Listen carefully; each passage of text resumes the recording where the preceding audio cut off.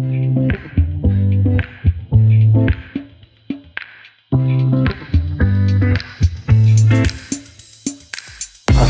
Students, this is mister Wasim. उम्मीद करता हूँ कि आप सब खैर खैरियत से होंगे और अपनी लाइफ को एंजॉय करोगे।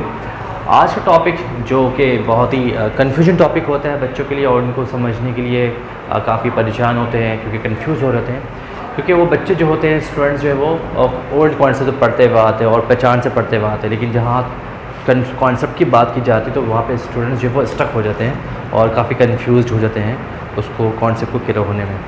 तो आज जो है वो हम जो इस्तेमाल करने वाले हैं, आज पढ़ने वाले हम फ्यूचर प्रोग्रेसिव का टेंस पढ़ने वाले हैं और इंशाल्लाह हमारा जो टेंस का जो सीज़न वो भी इसको इख्तिताम को पहुंचने वाला है।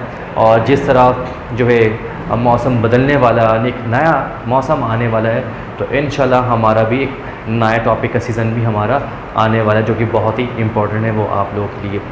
तो बढ़ते हैं अगले टॉपिक की जानिब, अगले ट्रेंड से जानिब कि फ्यूचर प्रोग्रेसिव का कॉन्सेप्ट क्या कहते हैं। तो स्टार्ट करते हैं, जो कि हमें हमेशा से इस्तेमाल करते हुए आते हैं कि इसकी जो पहचान होती है वो क्या होती है कि जुमले के लास्ट में फ्यूचर प्रोग्रेसिव के क्या होता है कि फ्यूचर प्रोग्रेसिव के अंदर जो इसकी पहचान होती है, पहचान क्या होती है, जुमले के आखिर में जो वर्ड होता है वो रहा होगा, रही होगी, रहा हूँगा, रही होंगी, रहे होंगे वगैरह ये सेंटेंस आते हैं।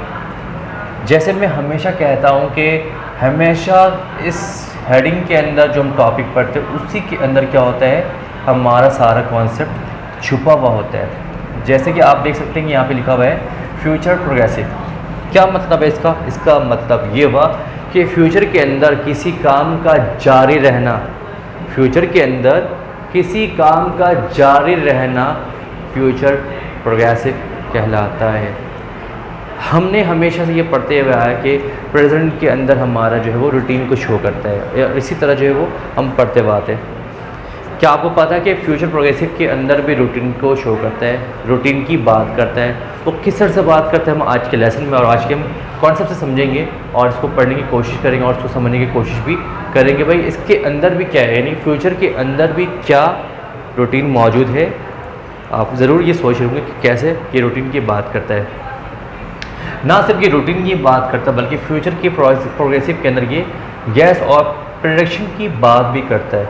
ये ना सिर्फ फ्यूचर प्रोग्रेसिव के अंदर रूटीन की बात करता है बल्कि ये गैस और प्रेडिक्शन के बारे में भी बात करता है। मैं फिर रिपीट कर दूं, फ्यूचर प्रोग्रेसिव की बात किसकी बात करता है कि फ्यूचर के अंदर किसी काम का जारी रहना, वो किस तरह से, वो उस सूरत पे, रूटीन की सूरत पे, गैस की सूरत में और प्रेडिक्शन की सूरत में जारी रहना।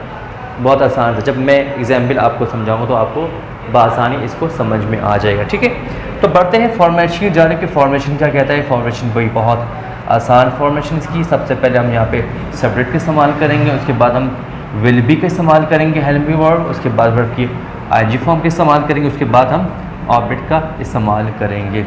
ये तो हमारा हो गया फॉर्मेशन। अब बढ़ते हैं सेंटेंस की जानिब और एग्जाम्पल की तरफ बढ़ते हैं कि एग्जाम्पल एक्चुअली क्या कहता है। वो ये कहता है कि जैसे कि आपके सामने है एडवर्ब का इस्तेमाल मैंने दोबारा किया है। मैंने बहुत सारे टेंस के अंदर मैंने एडवर्ब का इस्तेमाल किया है, जिसमें आसानी से कॉन्सेप्ट को समझ में आ जाता है और आपको समझने में आसानी होती है और डिफरेंट एक नया अंदाज होता है, एक अलग ही खूबसूरती होती है एडवर्ब की मदद से। तो इसलिए मैं एडवर्ब का इस्तेमाल करता हूँ ताकि आपको समझने में आसानी हो और सेंटेंस की खूबसूरती भी, उसकी खूबसूरती में भी इजाफा हो। वो कैसे देख लेते हैं। फर्स्ट हमारे सेंटेंस हमारे पास है, कल इसी वक्त हम यहाँ पढ़ रहे होंगे। रूटीन की बात कर रहा है तो कैसे कर रहा है, जैसे इस सेंटेंस के अंदर क्या कह रहा है कि जैसे स्टूडेंट्स आज पढ़ लें तो वही तमाम स्टूडेंट्स बोलेंगे कि हम इसी जगह पे कल भी हम यहाँ पढ़ रहे होंगे, परसों भी पढ़ रहे होंगे और उसके बाद भी पढ़ लेंगे। यानी क्या, ये फ्यूचर रूटीन की बात कर रही है। ये काम जो फ्यूचर के अंदर दोबारा होता रहेगा तो हम फ्यूचर प्रोग्रेसिव के अंदर बनाएंगे। जैसे मैं आज लेक्चर दे रहा हूँ, मैं कल भी यहाँ इसी वक्त लेक्चर दे रहा हूँ और परसों भी मैं यहाँ इसी वक्त लेक्चर दे रहा हूँ, तो ये हम बना रहे हैं फ्यूचर प्रोग्रेसिव के अंदर जो कि रूटीन की बात करता है। तो बनाते हैं इसको, कल इसी वक्त हम यहाँ पढ़ रहे होंगे। सबसे पहले हम एडवर्ब ऑफ टाइम का इस्तेमाल करते हैं कि कल का वक्त, टुमारो, कॉमा इस्तेमाल करेंगे इसी वक्त, एट दिस टाइम, कॉमा का दोबारा इस्तेमाल करेंगे। हम यहाँ पढ़ रहे होंगे, इस रूल को अपनाएंगे। First of all we have to write subject V, उसके बाद हम हेल्प वर्ब का इस्तेमाल करेंगे, विल बी का इस्तेमाल करेंगे। हमेशा पहचान के साथ क्या रहे होंगे, पहचान के साथ ही हमारा वर्ब अटैच है, पढ़ना। वी विल बी स्टडिंग, कहाँ, यहाँ, हेयर। इस तरह हमारा सेंटेंस कंप्लीट हो गया। अब नेक्स्ट एग्जाम्पल की तरफ बढ़ते हैं कि नेक्स्ट एग्जाम्पल हमें कहता क्या है। नेक्स्ट एग्जाम्पल कहता है कि मुझे शाम में फ़ोन मत करना, मैं लैंग्वेज क्लास दे रहा हूँगा। अपने दोस्त, मेरे दोस्त से जो कि बहुत परेशान करता है, शाहरुख, नाम तो सुना ही होगा, शाहरुख शाह टाइम्स, वो मुझे हमेशा कॉल करते रहते हैं क्लास के दौरान। तो मैं उनसे कहूँगा इस तरह से कि मुझे शाम के वक्त कॉल मत करना, मुझे शाम के वक्त कॉल मत करना, क्योंकि मैं लैंग्वेज की क्लास ले रहा हूँगा। यानी कहने का मकसद ये है कि उनको ये पता है कि वसीम भाई की जो रूटीन शाम की वो क्या है कि वो अपनी क्लास ले रहे होते हैं। तो मैं इसी वजह से उनको कहा कि मुझे शाम में फ़ोन मत करना, मैं इंग्लिश लैंग्वेज की क्लास ले रहा हूँगा। कहने का मकसद ये है कि मेरी ये रूटीन क्या है, रोज़ाना की रूटीन है।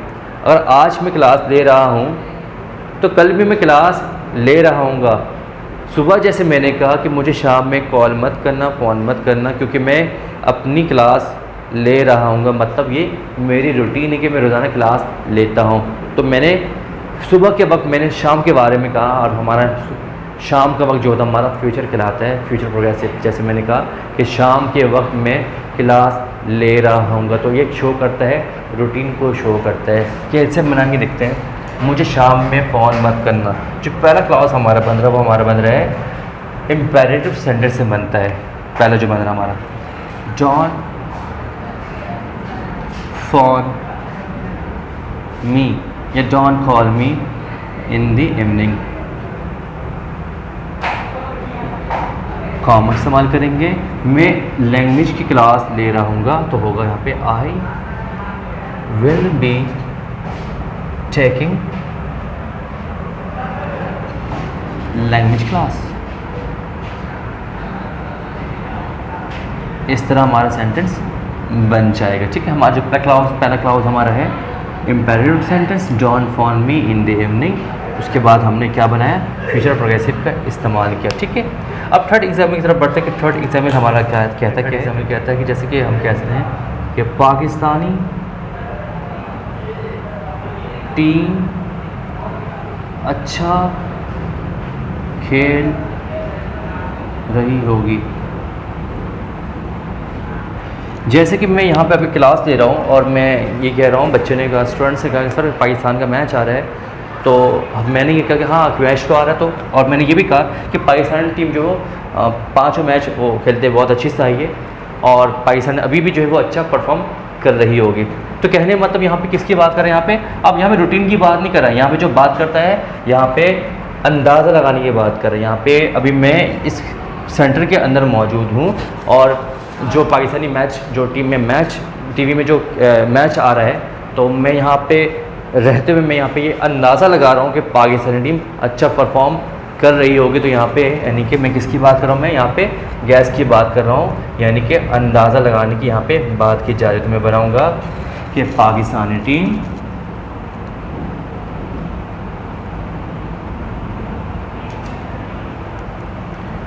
Will be performing